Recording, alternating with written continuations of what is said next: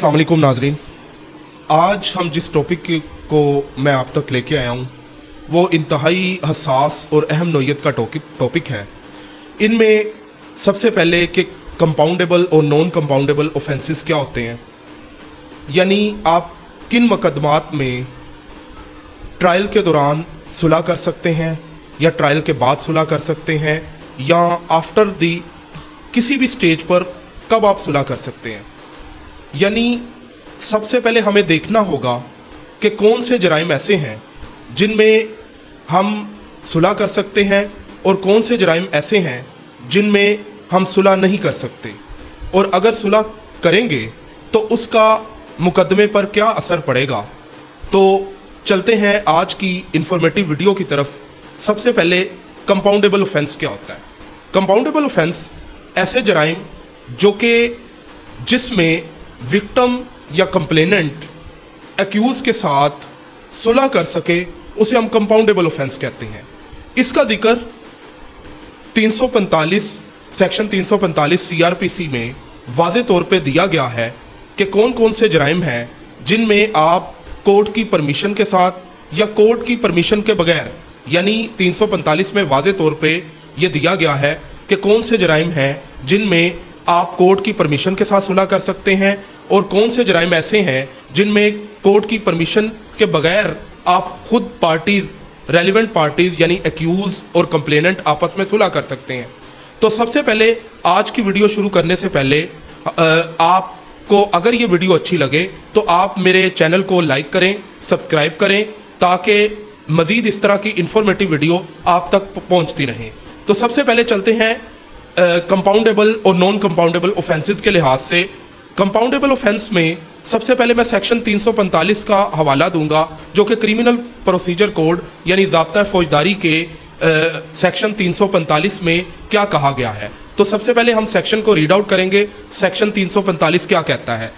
Section 345 मेरे पास है।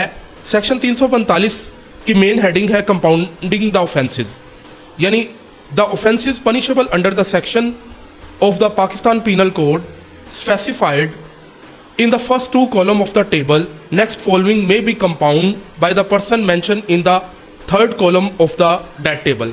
यानी 345 में वाज़े तौर पे ये कहा गया है कि आप कौन कौन से अशख़ास हैं जब आप किसी ऑफेंस को कंपाउंड कर रहे हों यानी सुलह कर रहे हों। कंपाउंडिंग मीन्स कंप्रोमाइज़, यानी कि आप किसी ऑफेंस में कंपाउंड करने जा रहे हैं तो किससे कंपाउंड करेंगे।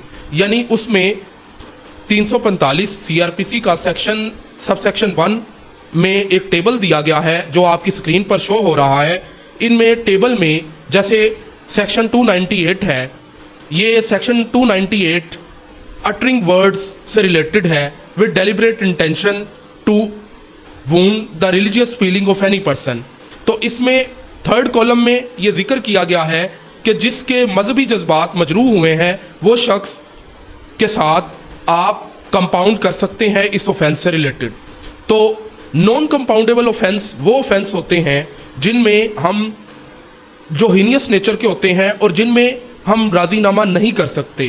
तो इन आगे हम वीडियो में आखिर में मैं ये भी बताऊंगा कि नॉन कंपाउंडेबल ऑफेंस में हमने सुलह किस तरह करनी होती है और इसका मुकदमे पर क्या असरात होते हैं, यानी ये मिटिगेटिंग सर्कमस्टांसिस की तरफ ले जाते हैं और ये ट्रायल पर क्या असरअंदाज होते हैं। तो दोबारा सेक्शन 345 सब सेक्शन 1 ये हमें वाज़े तौर पे बताता है कि कौन कौन से अशख़ास और कौन कौन से ऑफेंस हैं जो कि जिनमें ऑफेंस कंपाउंड हो सकते हैं। इनमें 345 सब सेक्शन 2 की तरफ चलते हैं।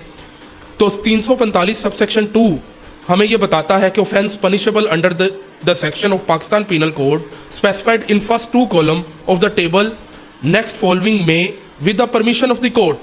यानी section 345 subsection 1 without the permission of court parties आपस में सुलह कर सकती हैं, लेकिन सेक्शन 345 सबसेक्शन 2 में कोर्ट में एक दरख्वास्त गुजारनी होती है।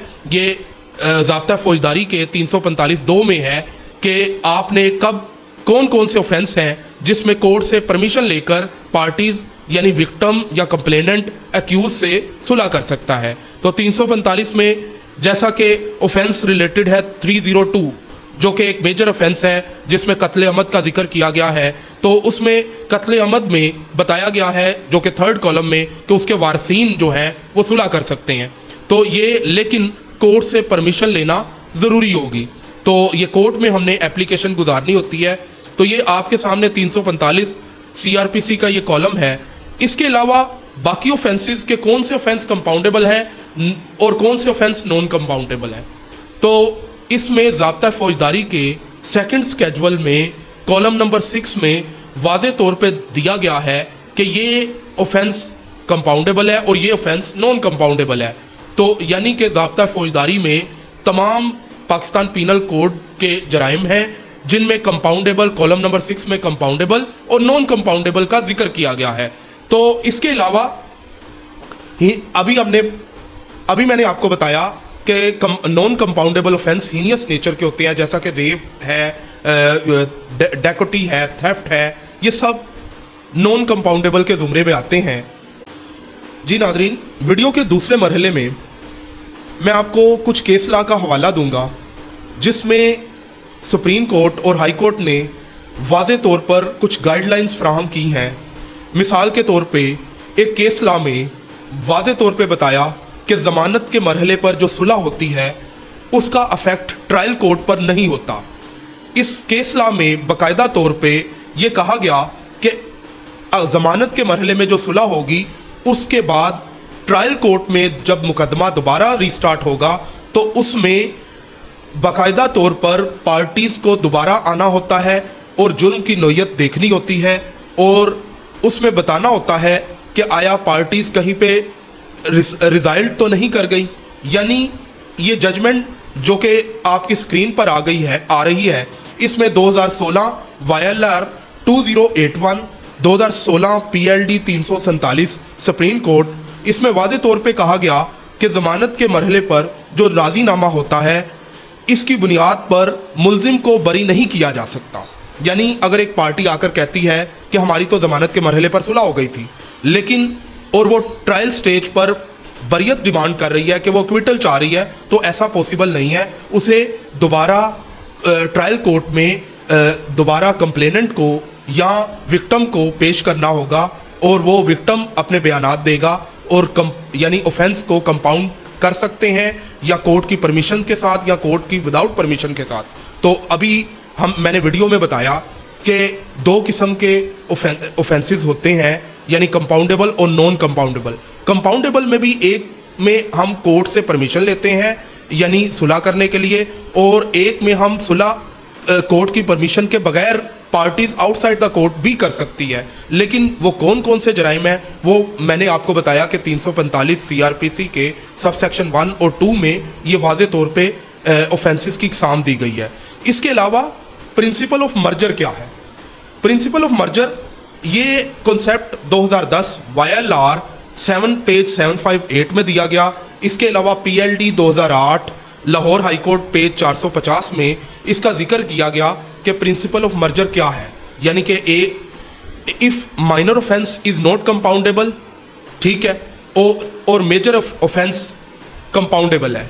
तो कहता है यहाँ पे हाई कोर्ट ने ये हेल्ड किया, यहाँ पे ये हेल्ड किया गया कि जो माइनर ऑफेंस होगा वो अगर नॉन कंपाउंडेबल है और मेजर ऑफेंस कंपाउंडेबल है, इस केस में 302 PPC 302 सबसेक्शन B PPC के तहत इम्प्रिजनमेंट फॉर लाइफ की सज़ा हुई थी, और जो माइनर ऑफेंस था वो 449 के तहत हाउस ट्रेसपास के तहत पार्टी को 5 ईयर की सज़ा हुई थी। उसके अलावा फ़ाइन भी हुआ था। तो यहाँ पे कोर्ट ने हेल्ड किया कि जो 302 PPC के तहत ये कंपाउंडेबल ऑफेंस है और जो कि 409 के तहत सज़ा हुई ये नॉन कंपाउंडेबल है। तो इस पे प्रिंसिपल ऑफ मर्जर अप्लाई होगा कि प्रिंसिपल ऑफ मर्जर यानी मेजर ऑफेंस अगर कंपाउंडेबल है और माइनर ऑफेंस नॉन कंपाउंडेबल है तो वो माइनर ऑफेंस भी कंपाउंडेबल तस्वुर होगा। इस केस लॉ में ये डिस्कस किया गया। इसके अलावा एक और सेटल्ड प्रिंसिपल है जो कि मैं आपके लिए पेश कर रहा हूँ, सेटल्ड प्रिंसिपल जो कि 2020 PCRLJ 278 है, जिसमें यह डिस्कस किया गया कि if the man if the main offense is compoundable and parties injured या victim have compromised, then the small offense should be treated as compromise, though under the statute they are not compoundable.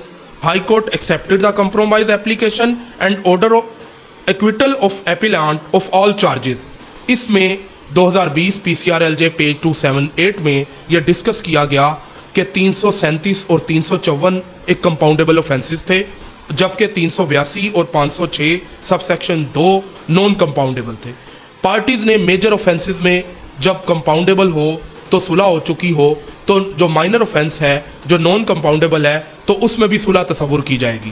तो इसके अलावा जो bell stage पर, अभी इससे पहले हमने डिस्कस किया कि बेल स्टेज पर जो सुलह होती है उसको बरियत में सुलह नहीं कंसीडर किया जाता। इसके अलावा मिटिगेटिंग सर्कमस्टांसेस क्या हैं? अगर कोई पार्टी नॉन बेलेबल ऑफेंस में सुलह करती है तो उसका फ़ायदा उसे ट्रायल कोर्ट में at the end of the decision ये गाइडलाइन हाई कोर्ट और सुप्रीम कोर्ट देती है कि ऐसे हालात को मिटिगेटिंग सर्कमस्टांसेस तस्वुर किया जाएगा। अब ये मिटिगेटिंग सर्कमस्टांसेस क्या होता है? ऐसे हालात जो कि फैसले में सज़ा की नौयत में कमी का बाइस बनते हैं, यानी जुर्म को की शिद्दत को कम करने वाले हालात को मिटिगेटिंग सर्कमस्टांसेस कहते हैं। कि एक पार्टी आकर डिमांड करती है कि मेरी मेंटल स्टेट इस तरह की नहीं थी, तो इस वजह से बाद में सुलह हो जाती है, तो कोर्ट मिटिगेटिंग सर्कमस्टांसेस के तहत उसे सज़ा अगर 10 साल की है तो सज़ा कम कर सकती है।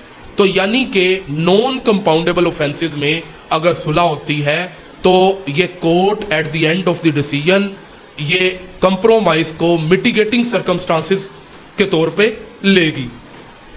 इसके अलावा affect of compromise in non compoundable offence, यानी इन नॉन कंपाउंडेबल ऑफेंस का कंप्रोमाइज के ऊपर क्या अफेक्ट है? ये बात PLD 2006 सुप्रीम कोर्ट पेज 53 में डिस्कस की गई कि अगर कंप्रोमाइज हो चुका है और ऑफेंसेस नॉन कंपाउंडेबल है तो इसका अफेक्ट जो है वो सेंटेंस अवार्ड करते वक्त वो इस चीज़ को कोर्ट मलहूज़े खातिर रखेगी और सेंटेंस को यानी सज़ा को कम से कम करेगी। इसके अलावा 2008 सुप्रीम कोर्ट पेज 987 इस केस लॉ में मिटिगेटिंग सर्कमस्टांसेस को लेते हुए पार्टीज़ को डेथ सेंटेंस यानी एक्यूज़ को डेथ सेंटेंस की सज़ा हुई थी, तो कंप्रोमाइज़ को देखते हुए उन्हें डेथ सेंटेंस को इम्प्रिजनमेंट फॉर लाइफ में कन्वर्ट कर दिया गया। तो compromise in non bailable offence compromise in non compoundable offence ये मिटिगेटिंग सर्कमस्टांसेस के तौर पे लिए जाएंगे। तो इसके अलावा एक केस लॉ है जिसमें 489F के हवाले से कोर्ट ने कुछ गाइडलाइन दी गई कि PLD 2020 लाहौर पेज 97 में high court guideline provided in case 489F involving compromise at pre-rest or post-rest stated, यानी इस केस लॉ में ये डिस्कस किया गया कि अगर 489F में आपने कंप्रोमाइज़ किया है बेल स्टेज पर तो आपको कौन कौन सी चीज़ें देखनी होंगी और किन किन चीज़ों को, उसमें यह भी देखा गया कि रिटर्न फॉर्म में होना चाहिए। उसमें यह भी देखा गया कि कंडीशनल बेल दी गई थी, इसमें कंडीशनल बेल में कि बाकी अमाउंट आइंदा पे करेगा, तो वो सारे फैक्टर्स को मद्देनज़र रखना होता है, फिर बेल ग्रांट करनी होती है। इसके अलावा नॉन कंपाउंडेबल ऑफेंसेस में पार्टीज़ अगर सुलह करती हैं तो उसका अफेक्ट कोर्ट में ट्रायल स्टेज पर at the end of the trial court ने कंसीडर करना होता है। अगर आप नॉन कंपाउंडेबल ऑफेंस में सुलह करते हैं तो ये लॉयर पर है कि आप उसको किस तरह लेते हैं। बाज़ केसेस में पार्टीज़ रिसाइल्ड कर जाती हैं, यानी पार्टीज़ बैक आउट कर जाती हैं कि ये हमारा एक्यूज़ नहीं है, तो इस केसेस में आपको फिर सज़ा नहीं होती और वो आप बरियत की तरफ जाते हैं। तो ये हेल्ड किया गया कि जिसमें कंप्रोमाइज़ हो जाए और कंप्रोमाइज़ में अगर कंप्लेनेंट आकर बयान दे देता है कि मेरा मुजरिम ये नहीं है, तो उस सूरत हाल में कंप्लेनेंट बाद में अगर ये कहे भी तो फिर भी सज़ा नहीं हो सकती। इसके अलावा PLD 2019 सुप्रीम कोर्ट पेज 749 में ये डिस्कस किया गया कि किन किन स्टेजेस पर आपने कंप्रोमाइज़ की एप्लीकेशन देनी है, और अगर ये स्टेजेस गुजर चुकी हैं तो उसमें कोर्ट किस तरह कंसीडर करेगी। यानी कि इसमें एक एग्जांपल देता हूं कि अगर हाई कोर्ट में आपकी अपील पेंडिंग है तो हाई कोर्ट में आपने 345 की एप्लीकेशन दी है तो कोर्ट डायरेक्शन करेगी सेशन कोर्ट को। इसी तरह अगर आपकी सुप्रीम कोर्ट में पेंडिंग है तो सुप्रीम कोर्ट में आप कब एप्लीकेशन देंगे और कोर्ट इस तरह किस तरह कंसीडर करेगी। इसके अलावा अगर सुप्रीम कोर्ट का फोरम भी एग्जॉस्ट हो चुका है तो इस जजमेंट पे बताया गया कि सदर पाकिस्तान के पास आप मर्सी पिटीशन लेकर जाएंगे। अगर मर्सी पिटीशन भी एग्जॉस्ट हो गई है तो जेल सुप्रीडेंट दोबारा मर्सी पिटीशन फाइल करेगा। तो ये 2019 PLD सुप्रीम कोर्ट पेज 749 में ये गाइडलाइन हमें फराहम की गई कि कब कब पार्टीज कंप्रोमाइज़ करेगी और किन स्टेजेस पर पार्टीज कंप्रोमाइज़ कर सकती है और उसका अफेक्ट कोर्ट पर क्या होगा। आज का ये लेक्चर कंपाउंडेबल और नॉन कंपाउंडेबल ऑफेंसेस के हवाले से था। मज़ीद इस तरह की इंफॉर्मेटिव वीडियोस देखने के लिए अगर आपको मेरी ये वीडियो अच्छी लगे तो मेरे चैनल को लाइक करें, सब्सक्राइब करें, ताकि इससे मेरा हौसला बढ़े और मैं आप तक कानून की आगाही के लिए मज़ीद इस तरह की इंफॉर्मेटिव वीडियोस आप तक पहुंचती रहें। बहुत शुक्रिया।